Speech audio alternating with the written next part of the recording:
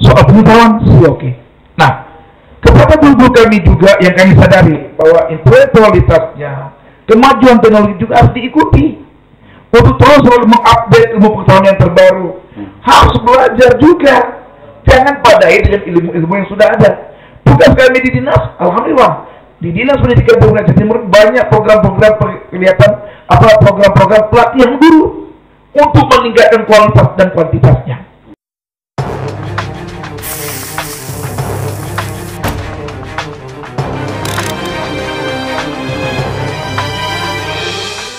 Oke, assalamualaikum warahmatullahi wabarakatuh. Kembali lagi bersama dengan Jufri Zen Channel. Kali ini kita berkunjung ke Dinas Pendidikan Aceh Timur, di mana bahwa kondisi pendidikan Aceh Timur kadang-kadang berlaku daring dan juga kadang-kadang juga sudah tetapan langsung hari ini di masa-masa COVID-19 yang berlangsung hampir sudah setahun lebih.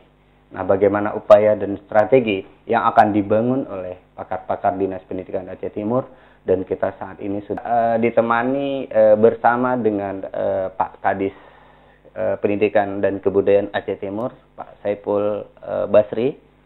Nah, juga didampingi oleh Pak Agus Salim, Kabid Pendidikan Dasar, berserta dengan psikolog Pendidikan Dinas Pendidikan Aceh Timur, Bu Mutia. Oke, saat ini kita akan tanya ataupun kita akan diskusi bersama dengan Pak Kadis menyangkut dengan bagaimana kondisi di masa COVID pendidikan Aceh Timur. Bagaimana strateginya dalam mengupayakan agar pendidikan tetap bisa dilakukan, bisa diupayakan oleh guru-guru.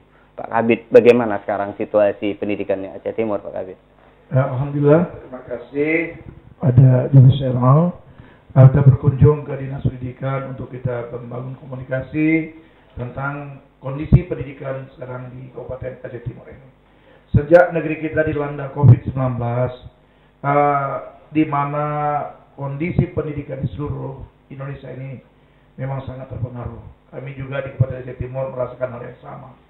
Semenjak itu terjadi bulan 3, proses pembelajaran tatap muka dihentikan, terus diganti kepada proses pembelajaran yaitu daring atau juga luring, di mana para guru melakukan persembunyian melalui online, juga melakukan kunjungan ke rumah-rumah siswa. Namun di dalam pelaksanaan pasti banyak kekurangan, pasti banyak kendala disebabkan keterbatasan kemampuan teknologi. Karena era Aceh Timur ini daerah sangat luas, di mana kita ada 513 desa, terus punya sekolah SMP sebanyak 82.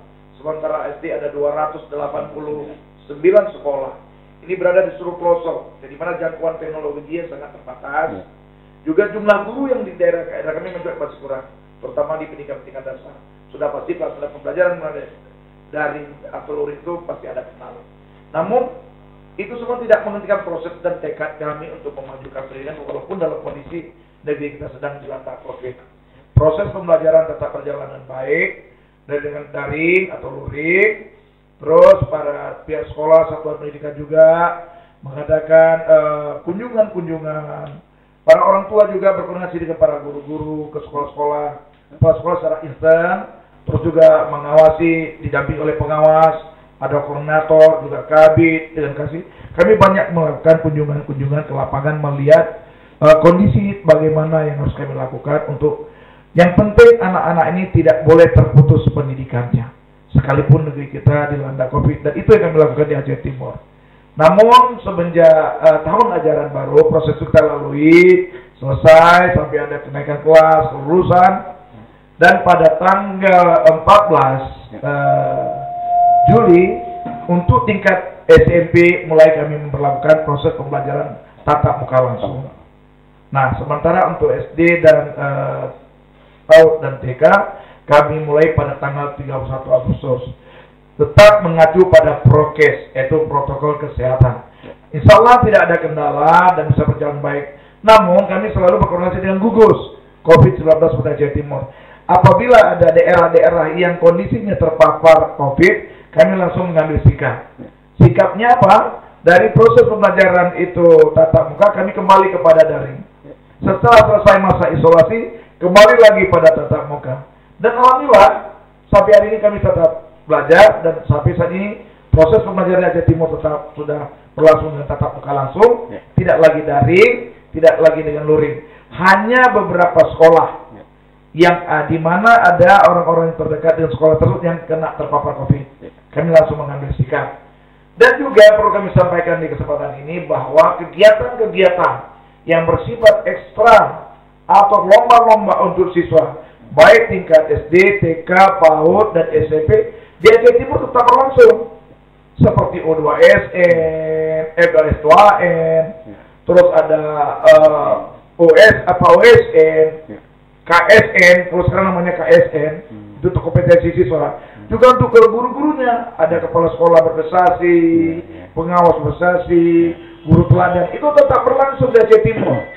Kami tetap melaksanakan kegiatan tersebut dan kami tetap mengacu pada prokes atau protokol kesehatan, di mana pada kegiatan tersebut ada tersedia masker, tersedia cuci tangan, tersedia pengukur suhu, juga menjaga jarak. Alhamdulillah, kegiatan juga berlangsung dengan baik dan malah alhamdulillah untuk tahun ini Aceh Timur di dalam kategori penyaji tari terbaik seluruh Indonesia kita termasuk 10 besar untuk 3 SMP. Jadi saya pikir tidak ada hal yang begitu terkendala. Namun sebagaimana disampaikan tadi, kami sangat mengharap dukungan semua pihak, terutama peran aktif orang tua dan masyarakat, agar kontrol pelaksanaan pendidikan di lapangan itu dapat berjalan dengan baik. Dalam hal ini kami berharap sangat para orang tua instan berkomunikasi dengan pihak sekolah untuk terus melihat perkembangan terhadap pendidikan terhadap anaknya. Sebab pembelajaran juga walaupun sudah tatap muka, itu tidak juga full 100% anak-anaknya hadir. Misalnya dalam satu kelas itu ada muridnya 36 orang atau 32 orang. Itu dibagi double shift. 3 hari masuk 18 orang, nanti 3 hari lagi masuk lagi yang terus. Jadi dalam seminggu mungkin dia hanya bisa tatap muka selama 3 hari. 3 hari dia belajar di rumah lagi dengan dipandu oleh orang tuanya, dibantu betul oleh orang tuanya, benar-benar membagikan waktu untuk anak-anaknya. Jadi saya pikir seperti itu.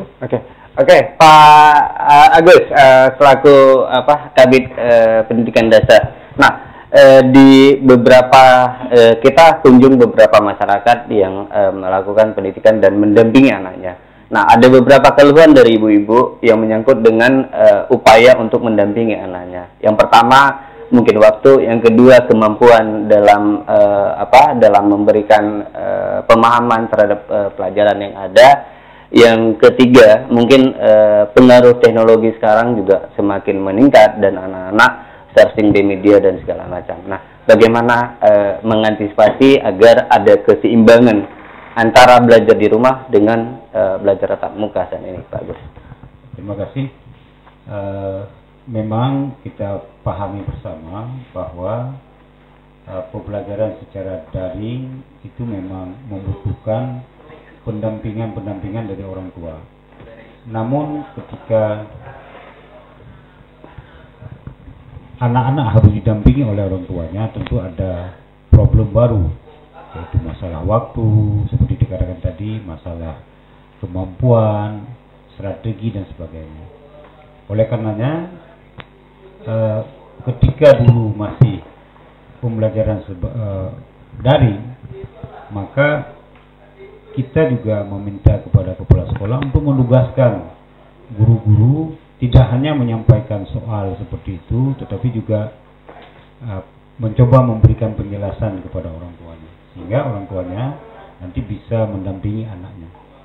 Kemudian di masa sekarang, karena sudah selesai, sudah bisa lagi kita melakukan tatap muka walaupun terbatas, ini kita anjurkan kepada semua guru, semua kepala sekolah agar menitik beratkan pembelajaran ini pada kelas kecil, artinya kelas 1, kelas 2, kelas 3. Kelas 1 dan kelas 2, kelas 3 itu harus betul-betul menjadi prioritas dan betul-betul konsen, karena kelas 1 itu harus kalau ada yang anak-anak bukan dari TK itu harus diajarkan dari nol. Oleh karenanya waktu, pikiran dan bimbingan guru itu kita curahkan kepada kita himbau agar kelas 1 menjadi perhatian. prioritas ya. Ya. Dan kelas yang lain bukan diabaikan, akan tetapi kelas yang lain itu diberikan tambahan berupa tugas-tugas ringan, jangan memberatkan, tapi ada tugas-tugas sehingga waktu seperti dikatakan oleh Pak Kadis tadi, ketika shiftnya dia berada di rumah, tidak shift pada hari tertentu, dia bisa mengerjakan tugas-tugas tersebut yang didampingi oleh orang tuanya. Orang tua tidak terlepas karena perlu kita ketahui bersama bahwa tanggung jawab utama pendidikan adalah orang tua. Orang tua ya. Di dalam keluarga. Nah, baru kemudian tanggung jawab berikutnya dilimpahkan kepada sekolah. Ketika situasi seperti ini, maka orang tua itu harus mengambil alih kembali bahwa dasar daripada pendidikan itu adalah tanggung jawab penuh dari orang tua. Nah, bukan artinya guru mengabaikan tugas, tidak. Guru tetap maksimal sesuai dengan aturan-aturan yang sudah ditetapkan oleh pemerintah. Kalau mau memaksimalkan juga tidak boleh berlawanan dengan protokoler yang telah ditetapkan. Oleh karenanya memang posisi guru sekarang adalah posisi yang sulit. Bahkan ada lagi yang dilontarkan oleh masyarakat, enak guru ya, bekerja setengah hari, gajinya full. Bukan keinginan guru kita. Guru kita maunya akan mengajarkan anak semaksimal mungkin. Tetapi kondisi seperti ini kita harus maklumi bersama dan sama-sama kita harus menghargai, sama-sama kita harus maklumi bahwa ini kondisi. Bukan tidak sayang kepada pendidikan, tetapi kita lebih mengutamakan keselamatan nyawa. Bu Dina Mutia, kita melihat bahwa kondisi psikologi anak-anak ini ada berpengaruh karena penggeseran keadaan, ya kan? Nah, bagi anak-anak yang dulu memang sudah terbiasa belajar langsung bertatap muka, kemudian ada perubahan kondisi. Nah, dari sisi psikologi sendiri bagaimana melihat kondisi seperti itu? Ada berpengaruh terhadap psikologi anak-anak atau gimana, Bu? Ya, terima kasih.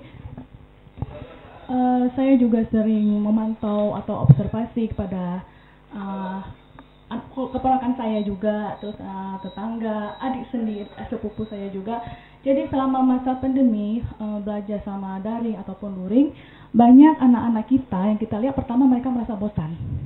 Nah, bosan. Terus menurunnya tingkat konsentrasi. Iya kan? Biasanya kan belajar dengan guru di sekolah tatap muka, pasti konsentrasi kita penuh. Nah, ini belajar dengan orang tua. Mungkin orang tuanya ada yang lagi masak. Nah, diajarkan sama anak, ini harus belajar ini. Mamanya lagi masak. Terus yang terakhir, mungkin anak-anak mulai stres. Ya, stresnya kenapa? Biasanya mereka di sekolah sambil belajar, bersosialisasi dengan teman-temannya. Ada pelajaran yang tidak mereka ketahui, mereka berdiskusi. Sedangkan ini diskusi sama siapa? Kan gitu. Nah, ini yang menurut saya pantau. Terus terakhir, saya juga melihat waktu bermain anak-anak itu lebih banyak. Karena kan orang tua juga tidak sanggup memantau ya, mungkin belajarnya selama daring cuma berapa jam. Selebihnya anak-anak, ini yang saya observasi ya, bermain, terus nanti waktunya waktu belajar ngaji ya ngaji, selebihnya ya itu tadi tidak ada. Jadi pengaruh secara sosial anak-anak bersosialisasi sosial masyarakat di anak-anak bergabung itu nggak berpengaruh ya? Karena mereka lebih banyak waktu bermain ya. Waktu bermain. Cuma yang berpengaruh keadaan pembelajaran ini. Keadaan pembelajaran karena kan betul lah biasanya kan anak kan di sekolah rame nih. Nah ini harus di rumah. Kan bosan kan mengerjakan soal-soal. Kan konsentrasi juga menurun. Karena itu tadi belajar di rumah didampingi orang tuanya, mamanya mungkin lagi sibuk, ada juga mungkin orang tua yang bekerja. Nah, ini pendampingannya seperti apa? Diserahkan kepada pembantu. Nah, Bu Mutia, kira-kira menurut Ibu apa kira-kira tawaran ataupun pendapat Ibu dalam mengantisipasi hal tersebut? Ada kebosanan di anak-anak, kemudian ada pembelajaran. Kira-kira menurut ini apa kira-kira pandangan yang harus ditingkatkan oleh murid oleh guru itu sendiri? Dari pandangan Ibu bagaimana? Dari cara psikologi bahwa anak ada kebosanan dan segala macam. Untuk Aceh Timur sendiri kan kita udah tatap muka, udah normal lah kita bilang kan. Nah, selama mungkin nanti ada lagi kondisi seperti itu, seperti kata Pak Agus tadi, orang tua harus berkoordinasi dengan guru. Nah, gimana? Orang tua juga harus belajar. Gimana sih cara menyenangkan anak cara belajar? Jangan dia menuntut A. Orang tua juga harus tahu kondisi psikologisnya anak. Anak cara belajarnya menyenangkan seperti apa? Oh, sambil bermain, oke. Sambil nonton, oke. Jangan mengikuti hanya kemampuan orang tuanya aja. Jadi orang tua juga harus sharing. Karena kadang guru lebih tahu psikologis anak. Mungkin cara dia belajar dia secara auditori. Orang tuanya nggak tahu nih, sambil mendengarkan musik dia belajar. Jadi harus ada sharing dengan guru dan orang tua. Oke. Pak Agus, seperti yang ada di tulisan kami kemarin bahwa ini sebenarnya ada hal yang positif, Pak, yang kami lihat dari kami tuliskan dalam sebuah tulisan bahwa ada hal yang positif. Kita dulu mengupayakan bagaimana pembentukan karakter si anak melalui K13. Nah, hari ini peran aktif antara orang tua dan guru udah mulai muncul. Dengan tanpa kita sadari kondisi ini akan membangun kolaborasi ya, antara kerjasama antara guru dengan ini udah terbangun. Yang dulu kan Pak diwajibkan bahwa urusan pendidikan guru gitu. Nah, itu satu hal yang positif. Nah, Pak Agus, bagaimana mengupayakan terus ataupun ada cara-cara lain agar kemampuan ini tinggal kemampuan si orang tua. Nah, bagaimana? Ada upaya apa kira-kira menurut Dinas Pendidikan mengupayakan agar keseimbangan ini terjadi antara baik agar orang tua ini memiliki kemampuan dalam hal mengenal dunia pendidikan, kemudian bagaimana dia mendampingi anaknya sesuai dengan ketentuan-ketentuan pembelajaran. Tentu yang pertama adalah ini kalau misalnya COVID ini berlangsung jangka panjang, maka harus ada semacam sosialisasi yang dilakukan oleh semua pihak, mulai dari sekolah mungkin memanggil orang tua, menjelaskan sedikit bagaimana psikologi anak, bagaimana pembelajaran yang baik, bagaimana cara mendidik anak, ya kan, secara aturannya. Ini harus dilakukan. Kalau ini terus berkepanjangan, ya, sehingga pemahaman teknik yang dimiliki guru dan teknik yang dimiliki oleh orang tua tidak jauh beda. Ya. Dan perlu kita sampaikan bahwa memang dalam masyarakat kita itu kalau istilah bahasa Aceh nujuk kulung yang gagal mendeng, yang buruk kurang. Nah, itu artinya melepaskan semua tanggung jawab itu kepada sekolah atau kepada guru. Namun kondisi pandemi ini maka harus sama-sama tanggung jawab ini harus sama-sama dipikul. Oleh karena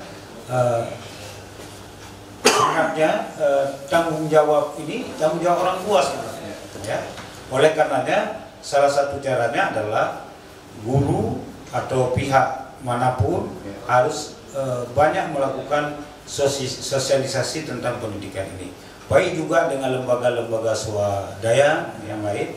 Juga tulisan-tulisan harus banyak mengarah kepada pendidikan supaya semua orang tua ini paham betul tentang cara melakukan proses pembelajaran.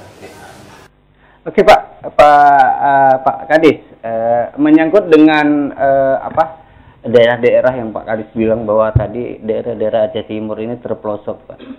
Nah, kondisi seperti itu gimana melihat bahwa anak-anak kami ada beberapa malam nginap di desa di daerah Simpang Jernih sana. Harus jalan kaki, tembus tebing dan segala macam.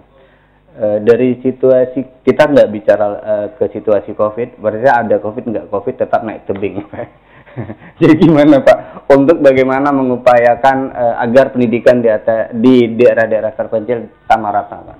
Ya, makasih. Kami menjadi betul itu. Karena sebagaimana kami sampaikan tadi, ada beberapa wilayah di Aceh Timur ini yang belum terjangkau secara internet. Tapi kalau listrik udah 100%. Alhamdulillah. Kami kemarin sudah kerjasama dengan PLN dan semua terjangkau. Tapi kepada internet ini masih ada beberapa daerah seperti daerah Sidodo, daerah Pantai Bidari ke atas sana, terus daerah Lokop, beberapa daerah naik ke atas sudah Simpang Jernih. Dalam hal kondisi seperti ini, proses pembelajaran yang harus kita laksanakan kadang pada masih dengan daring, dengan daring itu, kalau tidak ada bisa menggunakan internet kan tidak bisa juga bisa berapa-apa. Maka kami di dinas bergerak cepat. Kami baru-baru ini sudah bekerjasama dengan Nekwan, sebuah apa yang mengatasi tentang pengadaan internet di wilayah-wilayah terpencil. Sudah kami coba, namun ada beberapa titik seperti judul itu walaupun sudah dipasang, dia nggak bisa tembus. Kami tidak hilang akal, kami terus bekerja sama. Akhirnya kami membangun kerjasama dengan Telkomsel. Insya Allah kami sudah membuat MOU sebentar lagi. Kami sudah bisa teken di daerah tersebut sudah bisa dipasang satelit. Karena kami dari dinas menyediakan negara sehingga di tahun ajaran ini tidak ada lagi daerah yang tidak terjangkau internet di Aceh Timur. Ini langkah-langkah yang kami lakukan karena kami pikirnya tanggung jawab kita bersama. Apalagi pemerintah sekarang juga sudah menyediakan kuota internet yang sudah didata nomor-nomor Android anak-anak kita melalui data Dapodik yang nanti akan dibantu kuota internet.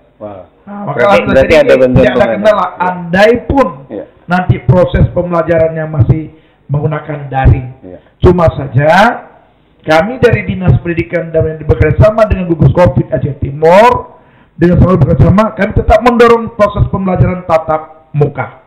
Karena proses pembelajaran tatap muka kami lihat lebih punya arti yang sangat lebih baik dengan daring tersebut. Nah, namun kita juga melihat perkembangan daerah.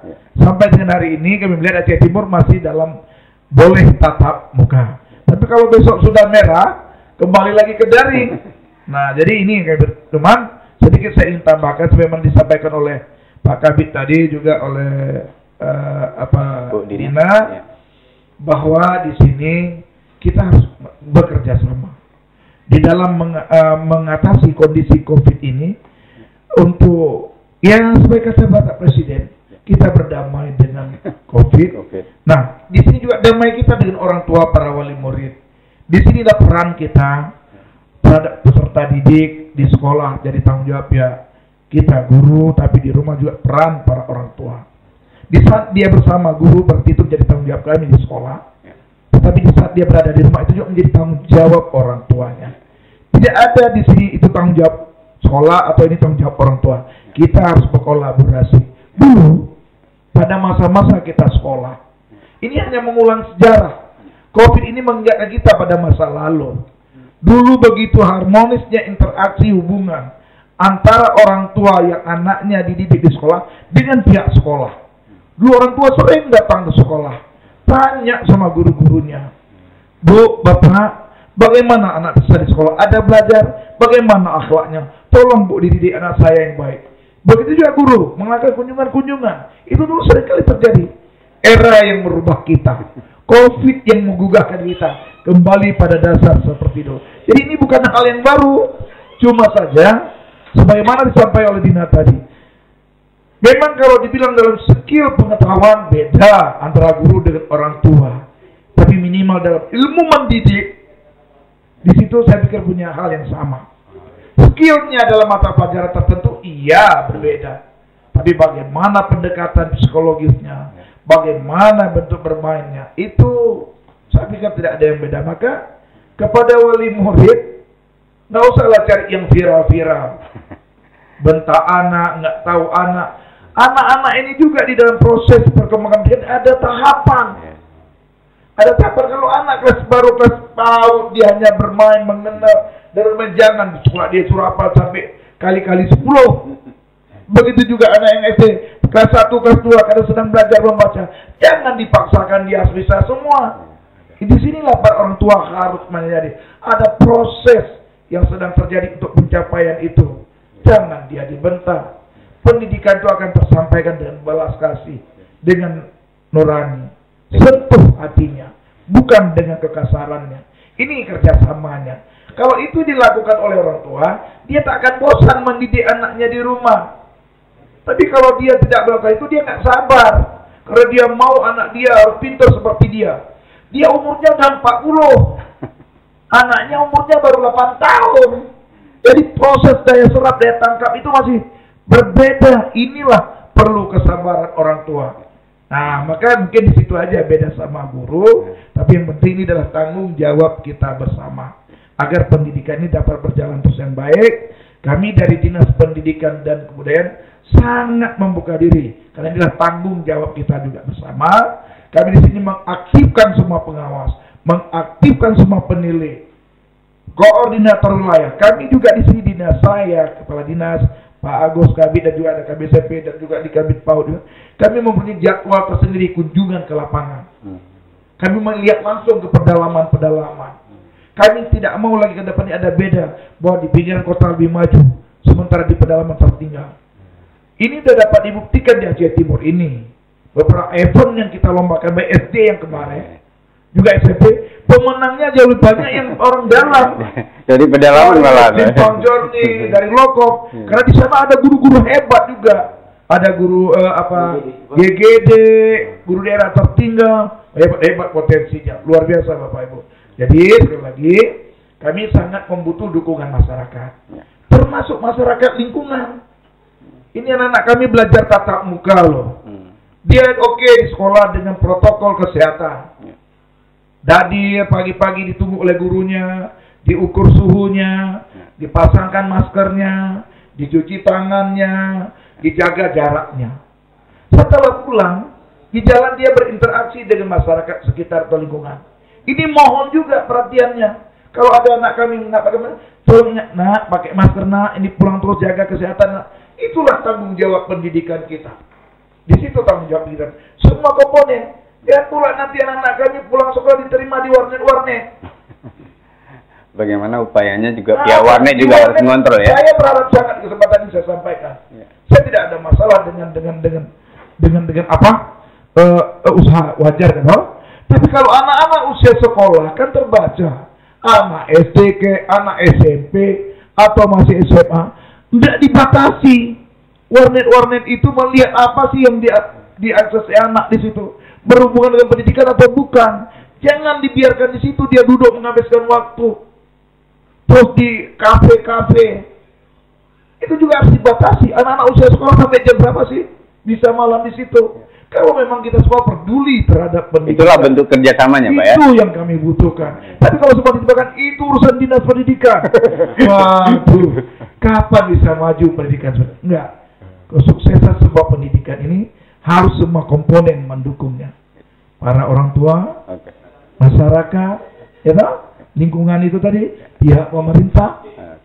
Alhamdulillah, kita pemerintah sangat mensupport itu. Oleh karena itu, saya pikir insya Allah pandemi ini akan segera berlalu.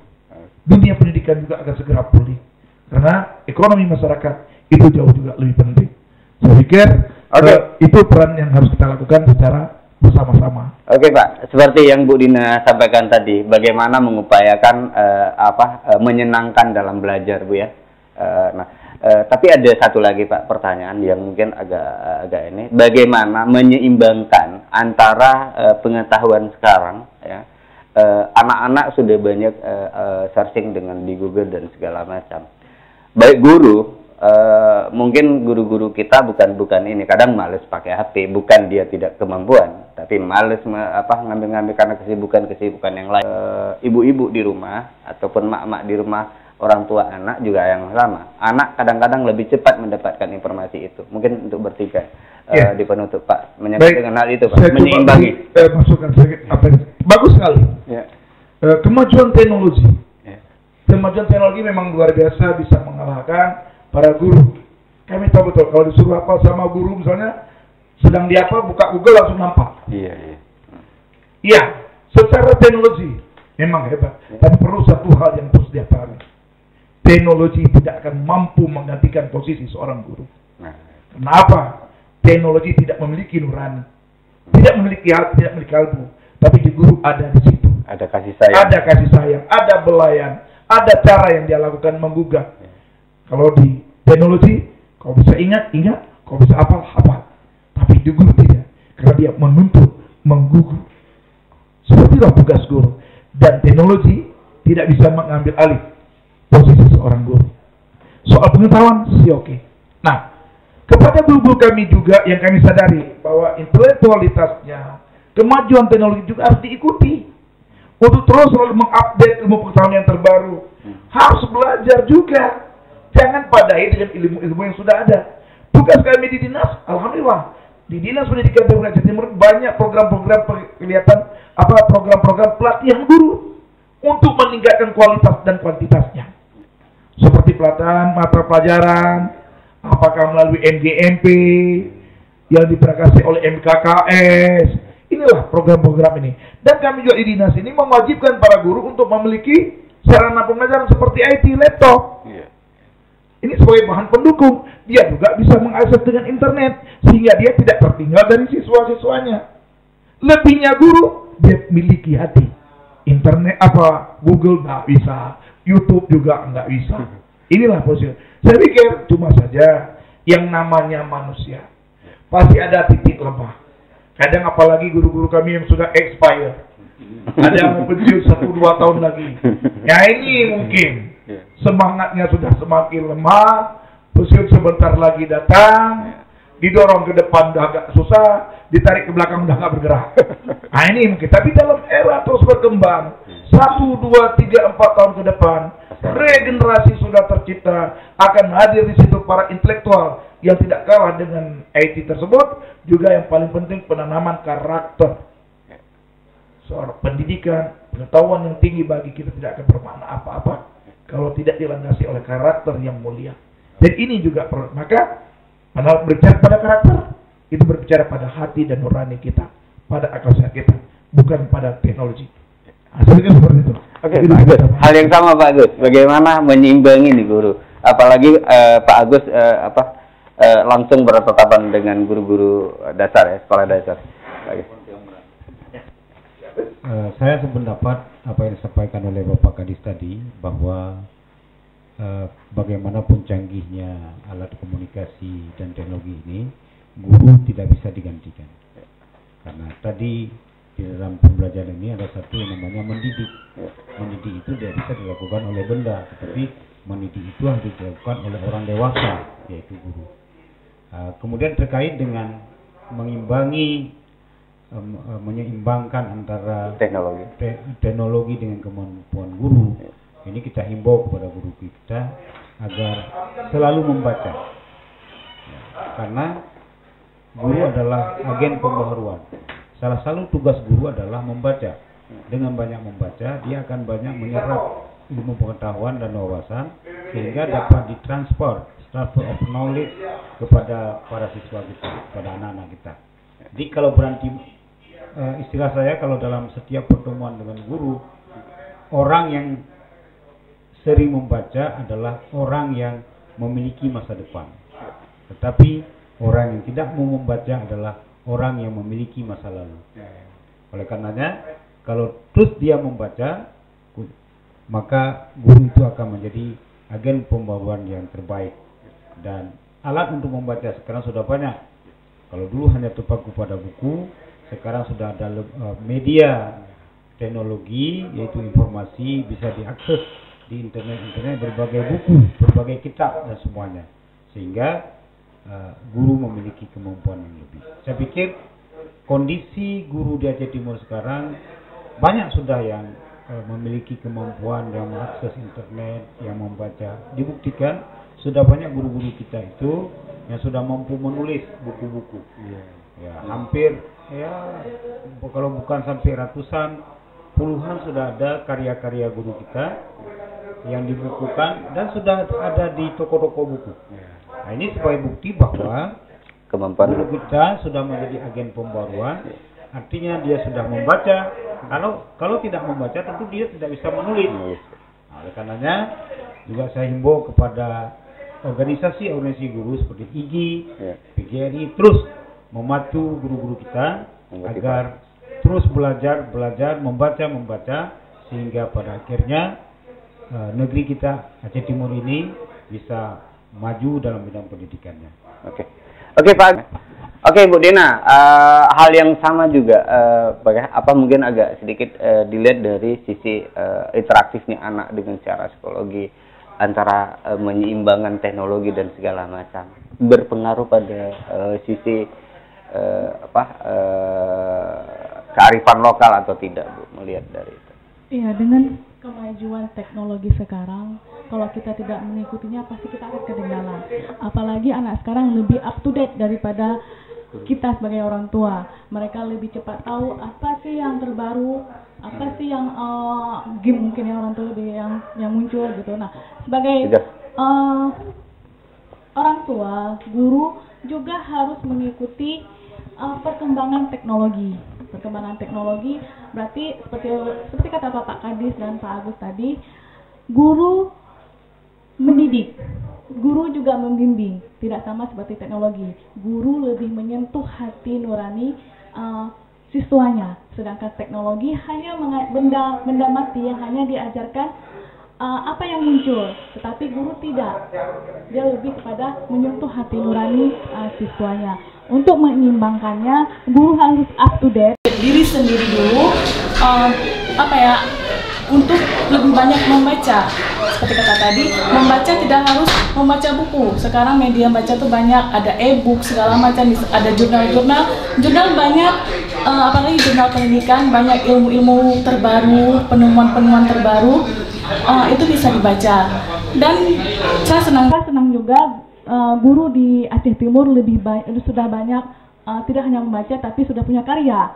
Dengan menulis, dengan membaca kita bisa menuangkan ide-ide kita dalam sebuah tulisan, dan karya kita bisa dibaca oleh orang lain. Dan ini sebagai agen perubahan, berarti adanya suatu perubahan dalam diri kita sendiri. Menurut saya seperti itu. Oke, terima kasih banyak para pemirsa ataupun penonton sekalian yang telah mendukung channel ini. Kami hari ini berdiskusi panjang lebar, kemungkinan dapat manfaat buat teman-teman sekalian atau buat ibu-ibu sekalian yang menonton di channel Juhri Channel ini. Terima kasih banyak Pak Agus. Oke, terima kasih banyak Pak Agus, terima kasih banyak Pak Pul yang telah meluangkan kesempatan buat kami hari ini berdiskusi. Mudah-mudahan tujuan kami untuk mengedukasi masyarakat tersampaikan. Makasih Bu Dina, like. Nah, dengan hal ini kami sangat berharap kerjasama dan berharap bagaimana informasi-informasi yang edukatif disampaikan ke kami akan diskusikan seperti ini. Dan kita akan perluas mungkin dengan guru-guru nanti belakangan ini. Saya akhiri dengan wabillahi taufiq wal hidayah. Wassalamualaikum warahmatullahi wabarakatuh.